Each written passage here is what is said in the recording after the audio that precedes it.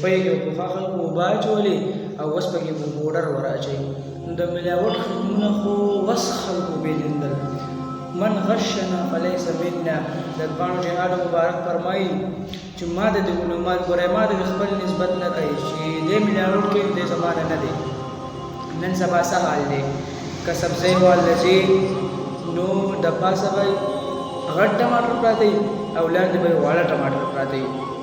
کم څیز له چې ځي نو له پاسه پرې ښایسته پروت وي او د لاندې کې خراب پراته وي. وایي مولوي صاحب زه څه وکړمه؟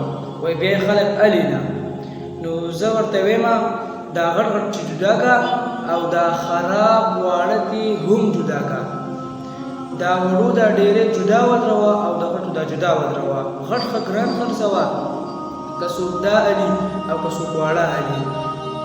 خو چې ګپ وویني نو ښکلي ټماټر دي او تا نه د ریټ تپوس وکړي او ته ورله پیسې ورکړې. تا له پیسې درکړي او دی وله د لاندې نه ستا دغه ورکړي غلط کار وکړي. یو کا کوم خوشحاله نه ښه خفه وایي ګوره وایي دا تا ماله څه راکړو سبا پسې راشي وایي دا تا ماله څه راکړو وایي دا به زه به چا خرڅوم دا دوکه به له چا سره کوم نو ستا سره به یې وکړم نو زه خو ناست دې دوکې ته یم. وایي مولوي صاحب وایي رزق کې مې برکت نشته دیاړي راته نه پاتې کېږي. نو ته په دې شته حالات کې ته دا دوکې کوې نو ستا رزق کې به برکت وشي؟ ستا رزق کې برکت څنګه راشي؟ ان تر دې چې دا زموږ لاندې مستور دی چې د ټولو نه کمزوری د شعور د خیانت او د ملاوټ نه کړي دی. خبره پسې ځه په څه کې به برکت راشي؟ برکت د کم ځای نه راځي. رزق کې خړوالی د خوږوالی د کم ځای نه راځي. علما وایي ګورې د دې هر هغه کس مراد دی چې هغه د بل په حق کې کمی کوي. نن سباني دکانداران دکاندار زما مقصد دا دی دې ته دی د ګاډۍ خاوند دی دی د سبزۍ خاوند ده خراب سبزي خرڅوه خو چې ایمان دنه لاړ نه شي.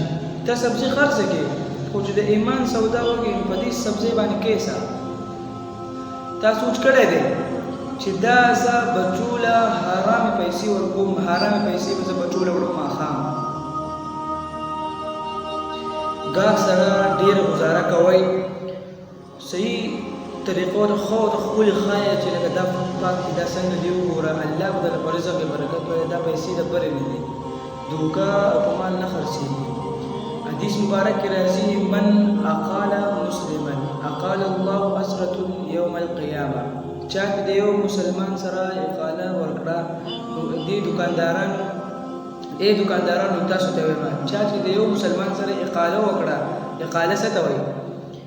تا نه یو څیز چا واغستو او استعمال کړی نه دی نقصان کړی نه دی موسم یې تلی نه دی وخت یې ډېر نه دی ویستلی څیز دله په ورځ پکې واپس راوړو.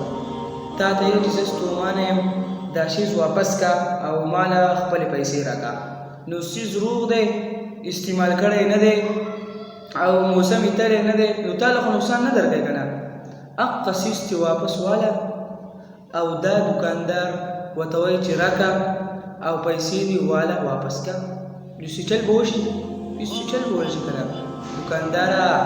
دوکانداري دې مو وکړله خو جنت دې مو وګټو په دغه خبره یوازې دوکانداري دې ونه کړله یوازې چې دوکانداري ونه کړه جنت دې ورسره وګټو. بېشک چې دوکاندار دې واپسۍ کې پیسې کټ کوي چې څیز یې نقصان کړی یو څیز نقصان کړی خیر دی نقصان کړی دی او یو ټیک دی یو څیز نقصان کړی ته دې پیسې دې څه کټ کوي نو پیسې دې کټ نه کړي او تقریر ورته ونه کړي. نو دوکاندار خو داسې تقریر وکړي چې هغه غریب ورته بیا څه ویلی نه شي دا څیز واپس کړه په دویم ځل چې راوړي دې دوکاندارانو ته ښه پته ده هغه ورته کله وایي دا راله بدل کړه دا راته ویلی نه شي چې دا راله پیسې راکړه وایي دا وایي زه وایي بدلې کړله وایي د دې به بدله کې بل راکړه وایي دا د پیسې دا واپس واخله که بل څیز اخلي نو ښه او که نه اخلي نو ځه. دوکانداره یو څیز خو درته واپس شو خو په ظاهره خو ته وایې چې زما نقصان نه شو خو زه درته وایم چې د ورځ په قیامت کې ځان ته جنت دی.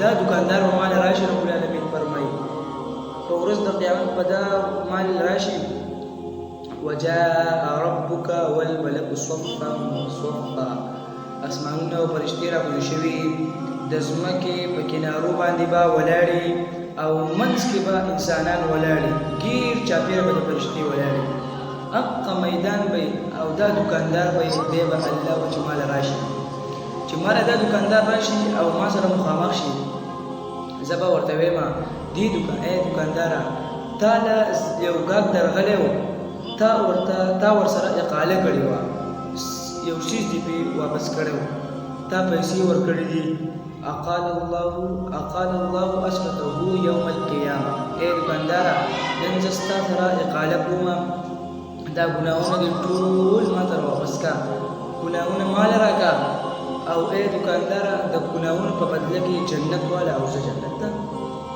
تا د ګاګ سره اقاله کړې وه نو ما ستا سره اقاله وکړه دا څومره لوی فضیلت دی کاش چې دکاندار په دې باندې عمل کولی تاجر په دې باندې عمل کولی چې زه د ګاګ سره اقاله په دې بنیاد کوم چې زما سره به زما رب د ګناهونو اقاله وکړي نو څومره لوی سعادت دی دا نو دکاندار دی په دې کې پروت دی چې څنګه به دې رسومه څنګه به دې ډبومه